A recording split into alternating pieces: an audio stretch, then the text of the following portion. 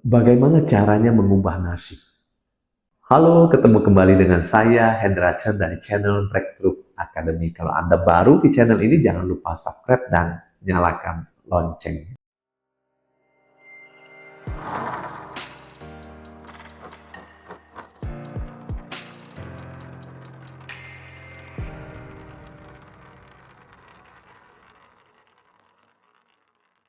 Ada banyak yang tanya saya, bagaimana sih mengubah nasib? Dari sial menjadi beruntung, dari biasa-biasa menjadi luar biasa, dari miskin menjadi kaya, dari biasa-biasa menjadi sukses. Nah, ngomongin tentang bagaimana mengubah nasib, sebenarnya sudah saya banyak bahas dalam video-video saya. Namun, izinkan saya merangkum kembali dengan sudut pandang yang berbeda. Sebelum kita masuk, pertanyaannya, Anda tahu nggak apa bedanya takdir dan nasib? Ada beberapa orang yang menyamakan takdir dengan nasib. Oke, nah takdir itu biasanya, takdir saya memang miskin, ya, memang suratan takdir saya akan ditinggal pasangan saya, diselingkuhi, ya, memang sudah nasib, ya, yang dimaksud ini sebenarnya takdir, ya, sudah tertulis, ya, saya memang apes 7 keturunan. Oke, nah saya nggak tahu Anda percaya atau nggak percaya, atau mungkin orang di samping Anda, di keluarga Anda, di kenalan Anda percaya atau nggak percaya. Intinya begini. Kalau Anda merasa happy, Anda bisa skip video ini, karena video ini jadi tidak relevan. Namun kalau Anda merasa, oh kok kayaknya susah ya saya ya, kok merasanya sulit ya, Anda merasa nggak happy, video ini untuk Anda. Oke, nah Adi W. Gunawan dalam bukunya Quantum Life Transformation membedakan antara takdir dengan nasib. Takdir dari Tuhan, bahwa takdir manusia itu baik adanya. Ya, dia sebut God factor. Nasib di tangan manusia disebut human factor. Oke, nah kombinasi dari God factor dan human factor inilah yang sebenarnya perlu diperhitungkan dalam rumus keberhasilan atau kegagalan seseorang. Oke, nah karena takdir manusia pada dasarnya adalah baik, sekarang balik ke nasib. Kalau takdir saya baik, kenapa nasib saya jelek? Kenapa nasib saya buruk dan sebagainya? Balik lagi, karena di tangan manusia itu pilihan, konsekuensi dari segala keputusan yang kita alami atau terjadi di sekeliling hidup kita. Oke, tapi kan, ya, kondisinya memaksa saya seperti itu.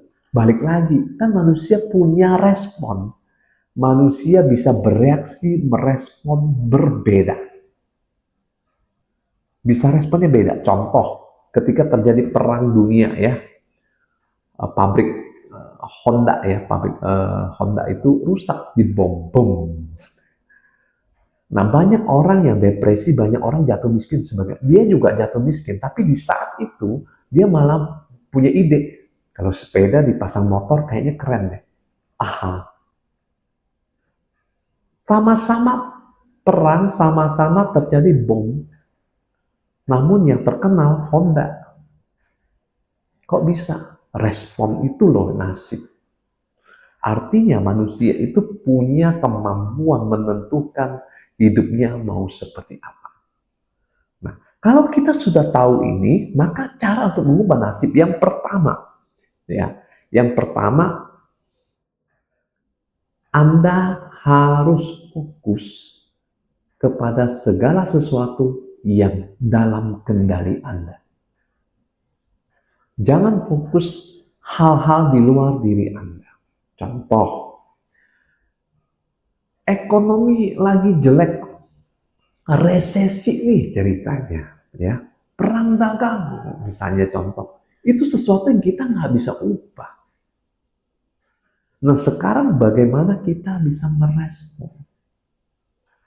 Kita mau mengubah nasib nih, fokus yang pertama itu, ya. Yang kedua, misalnya contoh,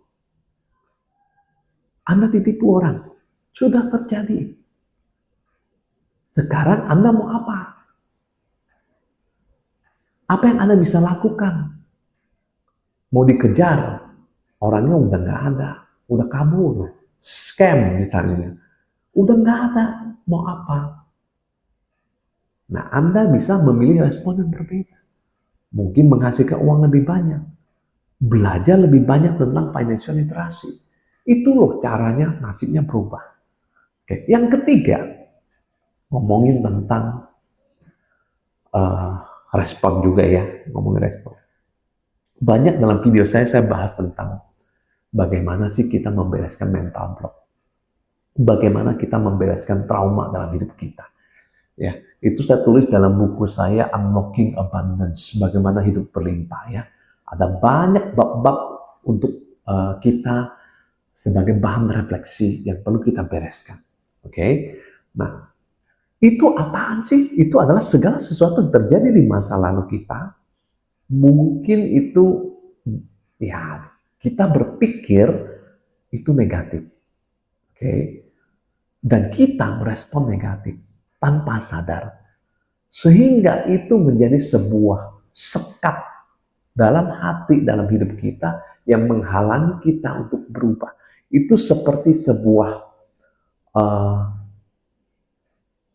tempurung yang kita taruh dalam hidup kita. Sehingga kita hanya melihat dunia di dalam tempurung tersebut. Nah, kalau Anda pengen ngubah nasib, Anda harus buka itu tempurung. Anda harus biasakan mata Anda melihat cahaya, melihat hal-hal yang indah, yang baru, yang Anda bisa temukan. Oke, ya tadi yang pertama, fokus kepada apa yang Anda bisa kontrol. Ya, jangan fokus kepada apa yang Anda nggak bisa. Kemudian, kalau tadi ngomongin tentang mental block, trauma dan sebagainya, itu kan sesuatu di bawah sadar. Nah, cara paling bagus supaya Anda bisa melihat dunia ini jernih, Anda perlu membersihkan hati Anda dari segala sesuatu yang kotor. Ya, disebut pos.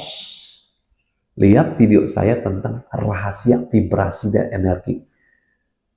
Pos. Ketika fosnya hilang, Anda buang, Anda bersihkan, energi Anda naik, Anda akan dalam zona power. Ya. Anda akan sukses berpuluh-puluh kali lebih cepat dan lebih besar lipatannya kalau Anda dalam zona power dibanding Anda dalam zona pos. Ketika Anda memaksakan, Anda akan tetap ditarik turun.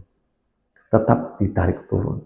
Oleh sebab itu, dalam ajaran agama banyak sekali diajar untuk mengampuni, memaafkan, melepas. Bukan di mulut, tapi di hati. Kita bisa ngomong, saya sudah maafin dia. Oke, tapi hati kita nyangkut. Belum sinkron hati mulut ke atas. Gimana kita bisa mengubah nasib? Oke, nah sekarang apapun terjadi di sekeliling kita, ya, misalnya contohnya kita lahir dari keluarga broken hopeless, say seperti itu. Ada keluarga yang sederhana, keluarga yang miskin. Oke, itu sudah terjadi. Nggak bisa kita ubah lagi, betul? Yang kita bisa ubah adalah persepsi kita atas hal ini. Betul? Mental block kan diubah. Oke, kalau punya trauma, ya, emotional blocking kita beresin. Nggak bersih. Maka kejadian ini tidak mengikat kita lagi. Kita free. Sekarang kita fokus, kita maunya apa? Kita fokus maunya apa? Anda maunya apa? Oh, saya mau happy, saya mau sukses, saya mau kaya raya. Oke, nah gimana caranya? Oh, saya akan melakukan A, B, C. Anda cari di A itu paling jago siapa? Belajar sama dia. Ya, belajar sama dia. Oke. Ya, pastikan Anda punya basic skill dan sebagainya. Anda belajar. Kemudian Anda eksekusi. Begitulah cara mengubah nasib. Oke. Bukan dengan ke gunung gitu ya, cari orang pintar.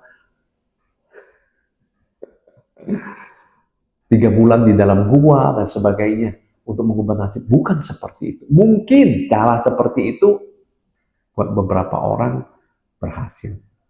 Oke, namun untuk apa Anda buang waktu? Untuk apa Anda buang hidup Anda untuk sesuatu yang tidak logis? Ya, ketika Anda punya sebuah tujuan yang baik dari sisi nasib ini, dikali dengan baik kali baik, hasilnya akan sangat-sangat baik. Itu loh cara mengubah nasib. Kalau Anda merasa video ini bermanfaat, jangan lupa untuk di-share, dan saya tunggu juga komentar